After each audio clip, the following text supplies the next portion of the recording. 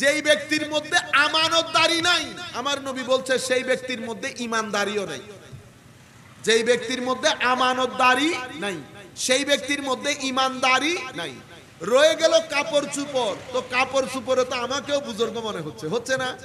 এখন আমাকে দেখে বুজুর্গ মনে না হলে আপনারা কি নামাজের ইমামতিতে দিতেন না? তো আপনি যদি আমাকে বুজুর্গ মনে না করতেন, আপনি তো নামাজের ইমামতিতে দিতেন না। তো আপনি যে আমাকে বুজুর্গ মনে করছেন, সেটা আমার কাপড় চুপড় এবং কথাবার্তার কারণে। আল্লাহর রুল আলাদা। আল্লাহ এই কথাবার্তা কাপড় চুপড় দেখে না, আল্লাহ আপনার ভিতরের সৌন্দর্য দেখে। আপনার মধ্যে সততা আছে কিনা, ভদ্রতা আছে কিনা, আল্লাহর প্রতি ভয় তাওয়াক্কুল আছে কিনা, নবীর প্রেম আছে কিনা, নবীর এতাআত আছে কিনা, আউলিয়ায়ে কেরিমের প্রতি মহব্বত আছে কিনা। আল্লাহ দেখেন আপনার ভিতরের এই জিনিসগুলা। আপনি দুনিয়াকে কতটুকুন ধারণ করেছেন, মানুষকে কতটুকুন ধারণ করেছেন, আল্লাহর রেজামন্দিকে কতটুকুন ধারণ করেছেন, আল্লাহ আপনার ভিতরে এই জিনিসগুলা দেখে। আল্লাহর সাথে কাপড় চুপড়ে পাঞ্জাবি, সাদা, কালো, কালা, দরুজ এগুলার কোনো কিছু নাই। এখন আপনি বলবেন হুজুর সাদা কাপড়ের দাম নাই। সব দাম আছে যদি ভিতর ঠিক থাকে। সব কিছু দামি যখন ভিতর ঠিক থাকে। আপনার মুখের ভাষা অনেক দামি যদি ভিতর ঠিক থাকে। মানে আমি যা বলছি সেটা যদি আমার ভিতরে আমি ধারণ করি, তো আমার কথা মুক্তার দানা। আর আমি যা বলি সেটা যদি ভিতর থেকে ধারণ না করি, তো আমার কথার নাম লতা। কথার নাম লতা। আপনারা বুঝতে পেরেছেন জিনিসগুলা? তো আমরা এখন মূল পয়েন্ট আপনাদেরকে যেটা বুঝাতে চাচ্ছি, যে আমার নবী সাল্লাল্লাহু আলাইহি ওয়াসাল্লাম এটা করেছেন।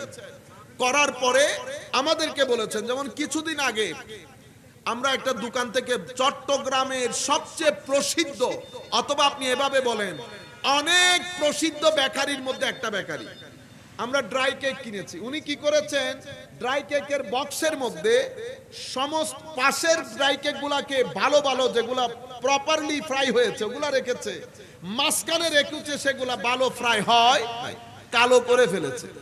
আপনি এখন কি কাজটা করলেন? এখন এইটা আর আমার নবীর হাদিস দেখেন। আমার নবী কি করেছে, হাত ঢেলে দিয়েছে, দিয়ে দেখেছে নিচের গুলা ভালো না, উপরের গুলা ভালো। আমার নবী বলেছে মান গাশানা ফালাইসা মিন্না। আমি কিন্তু এটা দেখে কিনে ফেলেছি, আমি এর ভিতরে চেক করি নাই, চেক করার কোনো সুযোগ নেই। আপনি বেঁধে ফেলেছেন।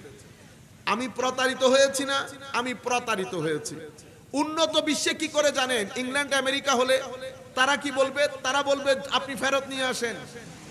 আপনি যদি ফেরত দিতে যান 2 সেকেন্ডও লাগবে না, সে ওইটা রেখে আপনাকে আপনার মতো করে একটা জিনিস দিয়ে দেবে, অথবা টাকা পয়সা ফেরত দেবে। সেই কারণে ব্যবসায়ী ডেভেলপ করছে তাদের দেশে, টাকা পয়সা তাদের দেশে, সবচেয়ে ধনী তাদের দেশে, কিন্তু আমরা আমাদের জীবনে কোনো পরিবর্তন আনতে পারছি না। কেন? কারণ মনে রাখবেন, যেই কোনো কাজের মধ্যে যদি সততা না থাকে, সেই জায়গার মধ্যে সেটা কিরকম হয়ে জানেন? ডায়াবেটিস মার্কা শরীরের মতো। যাদের শরীরের মধ্যে ডায়াবেটিস আছে, শরীরের সৌন্দর্যটা নষ্ট হয়ে যায় না? শরীরের মধ্যে একটা, আমাদের মধ্যে একই জিনিস, ভাঙন চলে আসে। শরীর দেখলে বোঝা যায় যে, সেই জন্য ডায়াবেটিসকে ধ্বজভাঙ্গা রোগ বলে, অথবা বহুমূত্র রোগ বলে। বুঝতে পেরেছেন? তো যেই ব্যবসা বা যেই পেশার মধ্যে সততা থাকে না, সেই পেশাগুলা ওই ডায়াবেটিক বডির মতো হয়ে যায়। কোন রকম বেঁচে থাকা। আমি কথাগুলো আপনাদেরকে বলছি একটা নির্দিষ্ট কারণে। আমি শুধু আমার টার্গেট, আমার বয়সী যারা আছেন, আমার চেয়ে ছোট যারা আছেন, ইউথ যারা আছে, আমরা আমাদের জীবনে যারা কাজ শুরু করব, এখনো করি নাই, অথবা মাঝপথে আছি, আজকের পরে আল্লাহর দরবারে সিজদা দিয়ে কামনা করবেন, আল্লাহ জিন্দেগিতে যেন কোনো হারাম আমার পকেটে না আসে। হ্যাঁ, আপনি যদি মনে করেন না আমার অনেক টাকা দরকার, সুখ শান্তির দরকার নাই, শান্তি টান্তি দিয়ে কাজই খাবো, টাকা পয়সা না থাকলে, ছেলে সন্তান কে কোথায় যাচ্ছে, বদমাইশ হচ্ছে, কে কিরকম ওবিডিয়েন্ট হচ্ছে, ডাজন্ট ম্যাটার। যদি আপনি এটা চিন্তা করেন, তাইলে আপনি যা পান ভিতরে ঢুকাই ফেলেন, কোনো অসুবিধা নেই। কিন্তু মনে রাখবেন, আপনি যদি চান যে দুনিয়ার মধ্যে আমি একটা স্থির জীবন যাপন করব, আমার ভিতরে আমি একটা শান্তির জীবন যাপন করব, কোনো ফাসাদ বিশৃঙ্খলা আমার জীবনে আসবে না, যদি আপনি এটা চান, আর যদি আপনি চান যে আমার জীবনে টাকা পয়সা বা আমার যে চাহিদা সেটার মধ্যে কোনো শর্টেজ আসবে না, কোনো মানে কমতি আসবে না, অথবা আমি কোনো জায়গায় কোনো ভীতিকর পরিস্থিতিতে পড়ব না। তিনটা শব্দ বলেছি কিন্তু, বিশৃঙ্খলা, ভীতিকর পরিস্থিতি, সেটা সামাজিক ভীতি হোক, সেটা রাজনৈতিক ভীতি হোক, সেটা অর্থনৈতিক ভীতি হোক, সেটা পুলিশের কাছে যাওয়া আইনের সাহায্য নেওয়ার ভীতি হোক, যেই ভীতি আপনি বলেন ভীতি, আপনি যদি ভীতি, বিশৃঙ্খলা এবং শর্টেজ কম, আমার যা প্রয়োজন তার চেয়ে কম, এই তিনটা জিনিস থেকে যদি আপনি পানা চান, আর আপনি যদি আমাকে এক কথাই বলতে বলেন, তো আমি বলবো, যদি এক কথাই বলি, আপনি যদি মানসিক শান্তি চান, কখনো আপনার জন্য যা প্রযোজ্য তা ছাড়া বাইরের কোনো দিকে দৃষ্টি দিবেন না। আমি আপনাকে গ্যারান্টি দিয়ে বলছি, আল্লাহ, আল্লাহ রসুল সাক্ষী, আমি আল্লাহ আমাদের এখানে না, আমি আমার আল্লাহকে এখানে নিয়ে আপনাদেরকে বলছি, সৎভাবে থাকবেন, কোন বাইরের কোনো কিছু ভিতরে ঢুকাবেন না, কোন জায়গায় গিয়ে অপদস্থ হবেন না, কখনো টাকা পয়সার কমতি হবে না, কখনো আপনার জিন্দেগিতে অভাববোধ আসবে না। বুঝতে পেরেছেন? লাগবে, আপনার মনে হবে দুঃখে পড়ে যাচ্ছি, আমি গ্যারান্টি দিয়ে বলছি আপনি অভাববোধে পড়বেন না। আপনি কোন জিন্দেগিতে আপনার হাতকে এমন করতে হবে না। আপনি যখন নিয়ত করে বলবেন, আল্লাহ শুধু তোমার সন্তুষ্টির জন্য, তুমি নারাজ হবে ওই কারণে আমি মানুষের কাছে যাবেও না, এবং তুমি যা নাজায়েজ হারাম করেছো, তোমার নবী শরীয়তের যেই সীমা টেনে দিয়েছে সেই সীমার বাইরে আমি যাব না। আপনি যখন আমার নবীর সীমাকে সম্মান করবেন, আল্লাহ আপনার নিয়তকে সম্মান করবে। গ্রামার একেবারে নরমাল গ্রামার, ফাজকুরুনি আযকুরুকুম, তুমি আমাকে স্মরণ করলে আমি তোমাকে স্মরণ করব।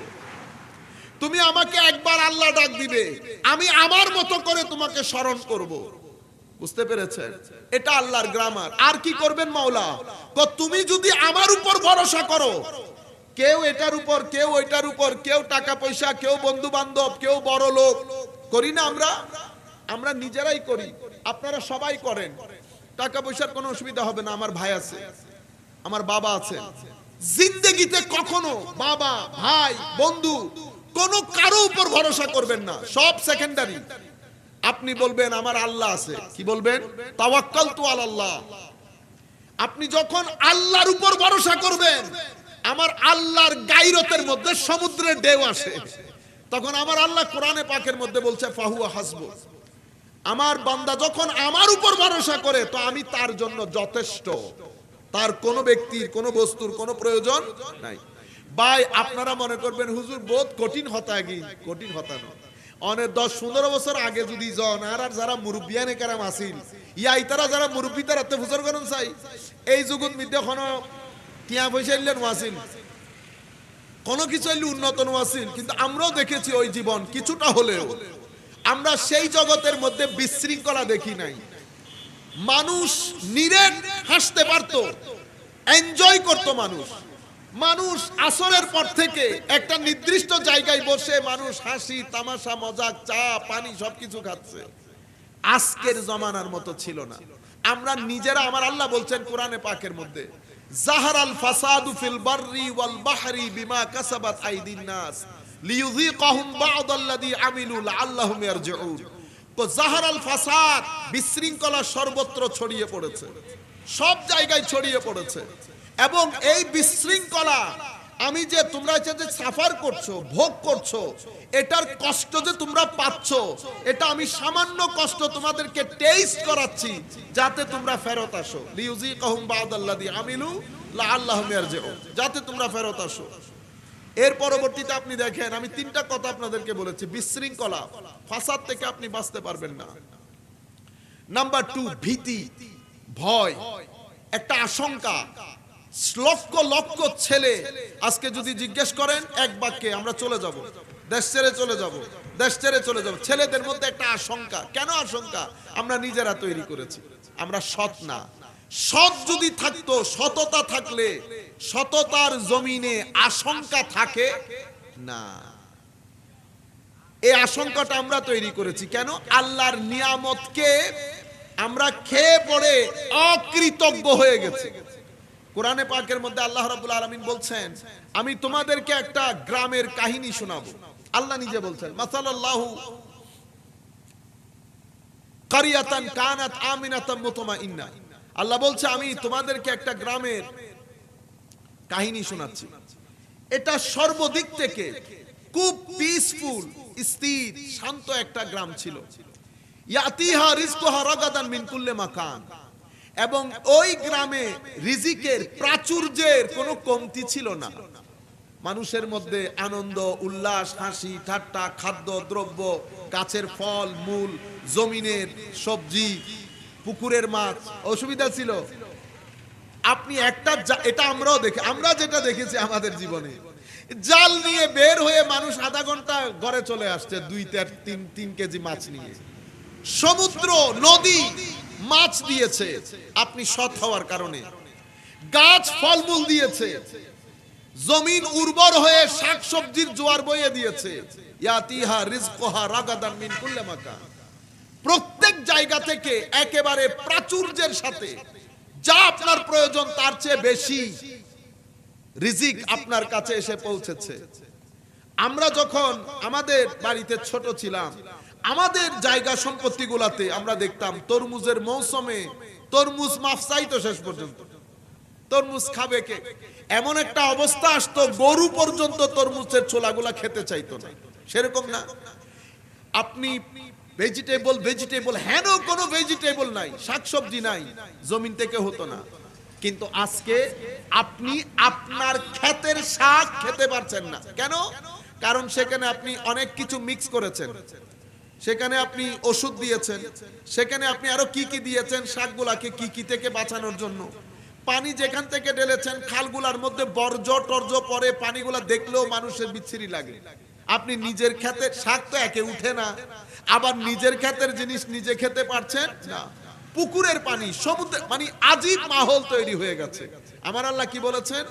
তুমি শুধু যতদিন পর্যন্ত তুমি আমার নিয়ামতের প্রতি কৃতজ্ঞ ছিলা, আমার পুরা কায়নাত তোমার আনুগত্য করেছে, তোমার আনুগত্য করেছে। বৃষ্টির মৌসুমে বৃষ্টি হয়েছে, জমিন জমিনের মতো করে জিনিসপত্র দিয়েছে, গাছ গাছের মধ্যে ফলমূল ভর্তি ছিল, একটা থেকে 2টা পর্যন্ত ছেলেরা পুরা গাছে গাছে ছিল। এত ছেলে এত আম, কিন্তু আমের কোনো শর্ট ছিল না। হঠাৎ করে কি হলো? ফাকাফারাত বিআনউমিল্লাহ। তারা কি করেছে? আল্লাহর নিয়ামতের প্রতি অকৃতজ্ঞ হয়ে কি করেছে? কুফরি করেছে, মানে অকৃতজ্ঞতা প্রকাশ করেছে। কিভাবে অকৃতজ্ঞতা প্রকাশ? নিয়ামত যখন আসে আমি নিয়ামতের শুকরিয়া আদায় করতে হয়। আল্লাহর শুকরিয়া কেমনে আদায় করব?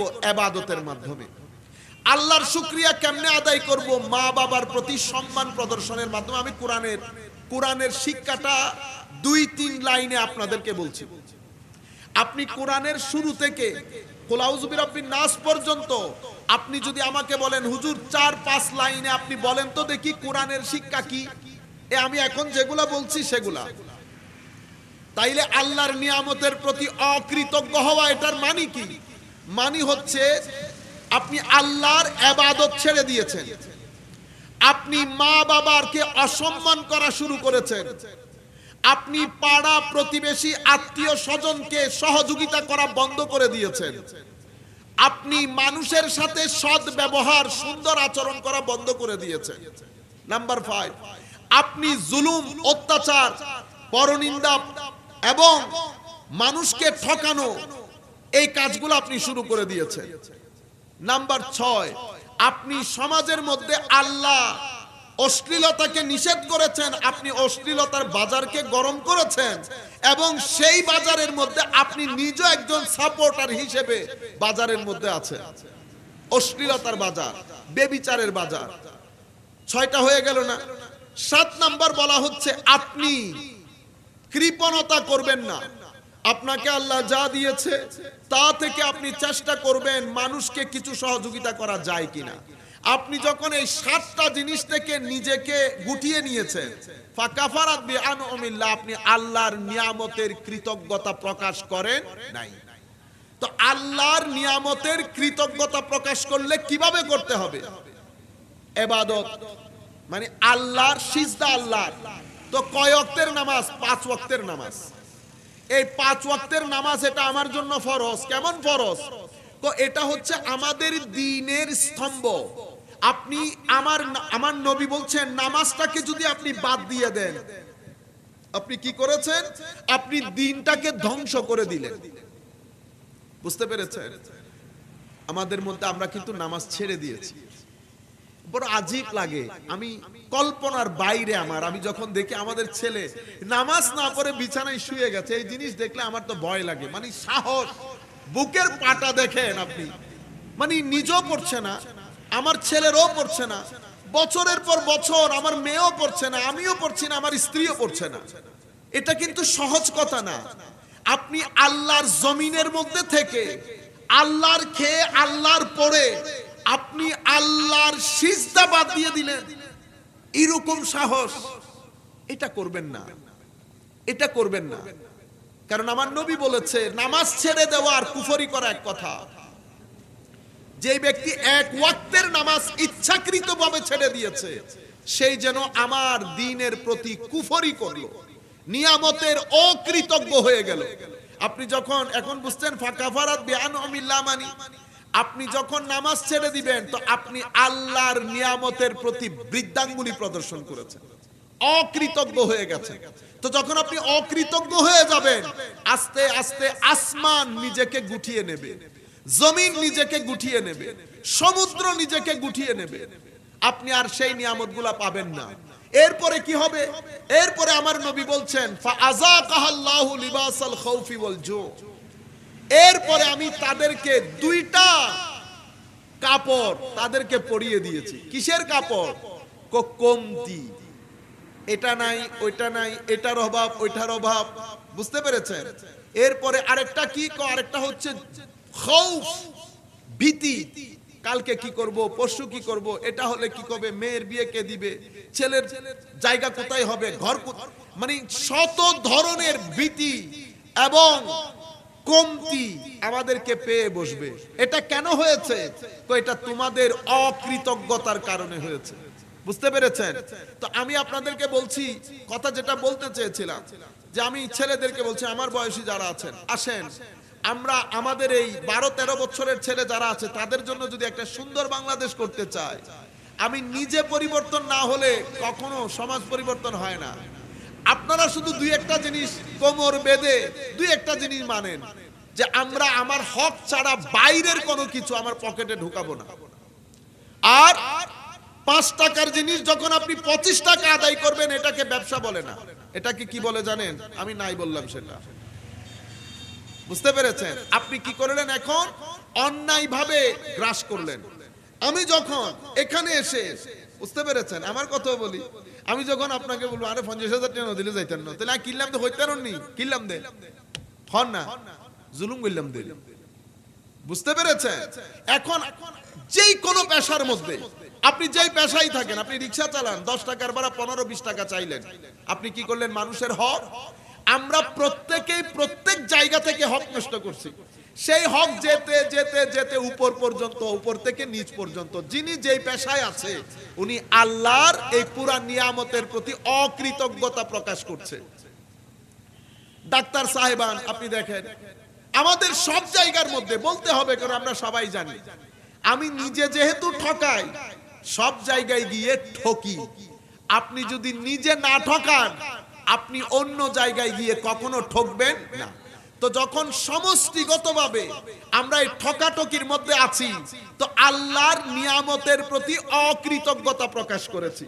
তো নিয়ামতের প্রতি যখন অকৃতজ্ঞতা প্রকাশ করবেন, তো কি কি জিনিস হবে? তো এই 3টা জিনিস হবে।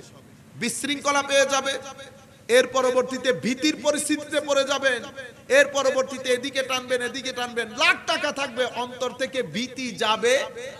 আপনি এখানে অনেক মানুষ আছে 30-40-50 লাখ টাকা ব্যাংকে আছে কম করে হলে, কিন্তু ভিতর থেকে ভীতি যায়। 5টা টাকা যদি বলি অমুক আত্মীয় স্বজনের বিয়ে 10,000 টাকা দেন, বের হয় না। কেন? মানে চিন্তা করেন, টাকা তো কমে যাবে। কি পরিমাণ ইনসিকিউরিটি আমাদের ভিতর, কি পরিমাণ আমরা নিজেদেরকে মনে করছি আনসেফ। আমি সেফ না, আমার দরকার। মনে রাখবেন, সম্পদ তিন ধরনের হয়। কয় ধরনের? আমার নবী বলছে সম্পদ তিন ধরনের। একটা আপনার নিজের সম্পদ, এক পোরশন আমার, আরেক পোরশন আমার আত্মীয় স্বজন, এটা আসলে আমার না। আমি 40 লক্ষ টাকা রাখলাম, রাখার পরে আমি যদি কালকে চলে যাই, মালিক তো আমি না, ঠিক না? আমি মালিক কোনটার? যেটা আমি খেয়ে ফেলেছি এবং যেটা আমি মানুষকে দান করেছি, শুধু এটাই আমার। যেটা আমি দান করেছি সেটা পরকালে আমার কাজ দেবে, কবর থেকে শুরু, পরকালে সেটা আমার কাজে আসবে। আর যেটা আমি খেয়ে ফেলেছি তো খেয়ে ফেলেছি। আর যেটা আমি রেখে যাচ্ছি, আল্লাহ পাক জানে সেটা নিয়ে আমাদের সন্তানদের মধ্যে কোন কুরুক্ষেত্র লাগে। বুঝতে পেরেছেন? এগুলো আমাদের মধ্যে কেন হচ্ছে? আপনারা আবার মনে করিয়েন আমি আমার কথা আমরা একসাথে বলছি। এই যে আমার ভিতরে এত অনিরাপত্তা কেন আসলো? কারণ আমি আল্লাহর নিয়ামতের প্রতি অকৃতজ্ঞতা প্রকাশ করেছি। কি কি অকৃতজ্ঞতা করলাম? আমার আল্লাহ এই যে বলেছেন আল্লাহর ইবাদত করতে, আমি আল্লাহর ইবাদত ছেড়ে দিয়েছি। আমাদের মধ্যে আমরা কোরআনের তিলাওয়াত কে কখন করেছে আমাদের মনেও নাই। কেন এমন হবে? কোরআনের তিলাওয়াত কেন করব না? কেন হুজুর ডেকে আমরা খতমে কোরআন? হুজুর ডেকে খতমে কোরআন অবশ্যই করান, কিন্তু আপনি নিজে করতে হবে না। আপনি ঘরের কোরআন থাকের মধ্যে রেখে দিয়েছেন, আপনি জানেন সেটা কোন কিতাব থাকে রেখে দিয়েছেন। পৃথিবীর মধ্যে আপনি মনে করতে পারেন সকল ওষুধের প্রতিষেধক ওই কোরআনে পাকের মধ্যে। আপনি যদি নিজে পড়েন, আপনার মধ্যে লাভ হয়, গুনাহ ক্ষমা হয়, ভিতরে আল্লাহর নূর আসে। এবং কোরআন খুলে বসে পড়া মানে হচ্ছে আল্লাহর সুহবতের মধ্যে বসা। আল্লাহর সুহবতের মধ্যে বসা। যতক্ষণ বসবেন ততক্ষণ জান্নাতি, ততক্ষণ একটা জান্নাতি মাহৌল। আমি এটা ছেড়ে দিয়েছি, আমি কোরআন ছেড়ে দিয়েছি, আমি নামাজ ছেড়ে দিয়েছি, নাম্বার 1। এরপরে আমার আল্লাহ কোরআনে পাকের যত জায়গার মধ্যে ওয়া ইজ আখাজনা মিসাক, আমি কোরআনের এক দুইটা আয়াত আপনাদেরকে পড়লে আপনারা বুঝতে পারবেন। ওয়া ইজ আখাজনা মিসাকা বনি ইসরাঈলা লা তা'বুদুনা ইল্লাল্লাহ ওয়া বিল ওয়ালিদাইনি ইহসানা। দেখছেন আল্লাহর নিয়ামতের প্রতি অকৃতজ্ঞতা প্রকাশ কিভাবে হয়? আল্লাহর ইবাদত ছেড়ে দিলে হয়। এরপরে কিভাবে হয়? মা বাবার প্রতি অসম্মান করলে হয়। কিরকম অসম্মান? একটা হচ্ছে মা বাবার হক, হকই আদায় করতে পারছি না, অন দা টপ যদি আমরা অসম্মান করি। নাম্বার 3, আপনি দেখেন আল্লাহ কি বলেছেন, ওয়াকুলু লিন্নাসি হুসনা, মানুষের সাথে সৎ ব্যবহার করো। আমরা কিন্তু মানুষের সাথে সৎ ব্যবহার করি না। আমাদের মধ্যে বর্তমান আমাদের ইউথ, আগের জামানায় সেটা ছিল না। এখন আমাদের মধ্যে একটা অস্থিরতা, সর্বদিক থেকে একটা অস্থিরতা। কেউ কাউকে মানছি না, বয়সের লেহাজও করছি না, এলমের লেহাজও করছি না, কার আগে কে চলে যাবে, এক আজীব পরিস্থিতি। এই গতকালকে আমরা ঢাকা থেকে আসছিলাম, চিটাঙের আমাদের এক ছেলে ভদ্রলোক। আচ্ছা, আপনি লাইন ধরে আসবেন না, এটা কমন জিনিস না। আপনি লাইন ধরবেন, এয়ারপোর্টের কথা বলছি, আপনি লাইন ধরে জিনিসপত্রগুলো স্ক্যান করবেন। এখন আপনি হঠাৎ করে আসছেন, পিছনে এত বড় লাইন, আপনি আপনার বউ পুত্র নিয়ে সামনে চলে গেলেন। আমি সিম্পল বললাম, ভাইজান কিছু মাইন্ড না করলে, আমার মনে হয় লাইনে আমার মাস্ক পরা, সে বুঝতেও পারে নাই, আপনি দয়া করে পিছনে আসেন। সে বুঝতে পেরেছেন, এমন এক লুকস দিয়েছে, আপনারা হইলে ঝগড়া লেগে যেত। তো আমরা কি ঝগড়া করতে গেছি ওখানে? আমরা তো ঝগড়া করবো না। কিন্তু মনে রাখবেন, উপরে একজন আছে, উপরে একজন ঠেলা দিতে চায়েন না, পড়ে গেলে খবর থাকবে না, পড়ে গেলে খবর থাকবে না। আমরা কথা বলি না ঠিক, বিচার একজনের দরবারে দিয়ে দেই, উনি আপনার সাথে ডিল করে নেন, উনি আপনার সাথে ডিল করে নেন। যাই হোক, সিম্পল আমি আপনাদেরকে বলছি। তো এটা আপনি অসভ্য কাজ করলেন। কি কাজ করলেন? অসভ্য কাজ করলেন। কিন্তু আপনি কুট বুট লেগিয়েছেন। সেই কারণে আমি বলেছি, সুট বুটের সাথে পায়জামা পাঞ্জাবির সাথে বুজুর্গিরও সম্পর্ক নাই, সভ্যতারও সম্পর্ক। সভ্যকে যার ব্যবহার সুন্দর। বুজুর্গি কার ভিতরে আছে? যার ভিতরে তাকওয়ার নূর আছে। এখানে কাপড় চোপড় কোনো কিছু ম্যাটার করে না। আমরা একসাথে, সেও আগে গেছে, আমিও তার পিছনে গেছি। তার ব্যাগ ভদ্রলোক চেক করে বলতেছে, আপনার ব্যাগের ভিতরে জিনিস আছে, কিছু একটা আছে, আপনি খুলতে হবে। সে ওখানেও লাগাই দিছে। বুঝতে পেরেছেন? আমরা ফ্লাইটের মধ্যে উঠে বসে আছি ওই ভদ্রলোকের জন্য। বুঝতে পেরেছেন? আপনার জিন্দেগি টালমাটাল করে ফেলা হয়েছে জিনিসপত্র খুলতে খুলতে। সেই জন্য আগে যাইতে চাইবেন কেন? আমি আপনাদেরকে এই ঘটনাগুলো বলছি, আবার আর বুজুর্গি বুঝাই বেলায় না। অনারারে জিয়েন বুঝাইতাম চাইরিয়েন বুঝন বুঝর কি ন আমি বলতে চাচ্ছি আপনার একজন মালিক আছে সব জায়গার জবাব আপনি দিতে যায়েন না আপনি কিছু কাজ আমার আল্লাহর হাতে ছেড়ে দেন আমার আল্লাহ করবে দি কেন যেই জায়গায় যখন যেভাবে ধৈর্য ধারণ করবেন আমার আল্লাহ আপনাকে সহযোগিতা করবে ইন্নাল্লাহ মাআস সাবিরিন পৃথিবীতে সবচেয়ে শক্তিশালী মানুষ হচ্ছে ধৈর্যশীল মানুষ কেন কারণ পৃথিবীর মালিক সেই ব্যক্তির সাথে থাকে যে ব্যক্তি ধৈর্য ধারণ করে এবং পৃথিবীর সবচেয়ে গণী পয়সাওয়ালা মানুষ হচ্ছে ধৈর্যশীল মানুষ আমার আল্লাহ যখন ধৈর্যশীলকে দান করেন তো হিসাব করে দান করেন না এমনি করে ঢেলে দেন আর আপনি আমি যখন দেয় তো একটা পড়লে 10টা 10টা পড়লে 17টা এটা পড়লে 700টা গনে গনে দেয় কিন্তু আল্লাহ যখন ধৈর্যশীলদের লাইনে আসেন কো ডাইল্লা দাও ইন্নামা ইউয়াফাস সাবিরুনা বেগাইরে হিসাব আপনি সিম্পল এই কারণে আপনি দেখেন কি পরিমাণ আপনাকে পরিবার পরিজন সহ থাকলে এগুলা ভালো লাগে ব্যাগ ট্যাগ খোলা যারা সফর করেছেন ফ্লাইটে আপনারা বুঝার কথা ব্যাগ ট্যাগ যদি খুলতে হয় এর চেয়ে আর এয়ারপোর্টের মধ্যে আপনি ওখানে লেগে আছেন কি কাজটা করলেন শুধু 1 মিনিট আর 1.5 মিনিটের ফারাক আর আপনি লুকস দেওয়ার সময় বয়স দেখবেন না কার বয়স কি রকম ছোট বড় একটা ব্যাপার স্যাপার আছে না আপনারা মাথায় এটা রাখবেন যেই ব্যক্তি ধৈর্য ধারণ করে মাওলাই করিম তাকে বাড়িয়ে দেন আল্লাহ তাকে পছন্দ করে আপনি দেখেন না ইয়াজিদ আর ইমামে হুসাইন আলাইহিস সালাতু ওয়াস সালাম রাদিয়াল্লাহু তাআলা আনহু আপনাকে যদি জিজ্ঞেস করি আর আমার ভাই যারা বড় বড় শাইখ আছে না ঘুমটা দিয়ে দিয়ে ওয়াজ করে তাদেরকে যদি জিজ্ঞেস করেন বলেন তো দেখি কারবালার ময়দানে কে জিতেছে আপনাদেরকে জিজ্ঞেস করলে আপনারাও বলবেন হুজুর কারবালার ময়দানে ইয়াজিদ জিতেছে বলবেন না আসলে কি ইয়াজিদ জিতছে ইয়াজিদ জিতে নাই আপনারা বলবেন যে হুজুর এটা আজকের কথা বলতেছেন না না না আমি একাডেমিক কথা বলতেছি জিতানি দুই ধরনের হয় একটা জিতানি যুদ্ধের ময়দানে জিতে গেলাম কিন্তু সেখানে আদর্শের ফাইট ছিল একটা হুসাইনিয়ত একটা ইয়াজিদিয়ত ইমামে হুজুর আল্লামা ইকবাল বলছেন আমি প্রথমে কোরআনের আয়াত বলি এখন আমি যদি বলি মাওলা এখানে শক্তিশালী কে আমার আল্লাহ বলবেন শক্তিশালী কে তুমি চেক করে দেখতে পারবা কেমনে তুমি সবর চেক করে দেখো কার তাবুতে সবর আছে আমি ইয়াজিদের তাবুতে গিয়ে দেখলাম ও অহংকারে ভরপুর কারণ বিশাল সৈন্যবাহিনী তো আজকে আমাদের সাথে আবার কে বুঝতে পেরেছেন আরেকজনের তাবুতে ঢুকলাম সেখানে সিজদা তিলাওয়াত আর কোরআন আর চোখের পানি ধৈর্য কোন তাবুতে হুসাইনের তাবুতে তো ইমামে হুসাইনের তাবুতে যদি ধৈর্য হয় আল্লাহ কার সাথে আছেন আপনি হুসাইন বলিয়েন না বলবেন হুসাইনের তাবুতে যেহেতু ধৈর্য তো যেখানে ধৈর্য সেখানে আল্লাহ আর আল্লাহ দান কাকে বেশি করছেন কো ধৈর্যওয়ালা তাবুকে ইন্নামা ইউয়াফাস সাবিরুনা বেগাইরে হিসাব তো কে জিতেছে সেটা আল্লামা ইকবাল খুব সুন্দর বলেছেন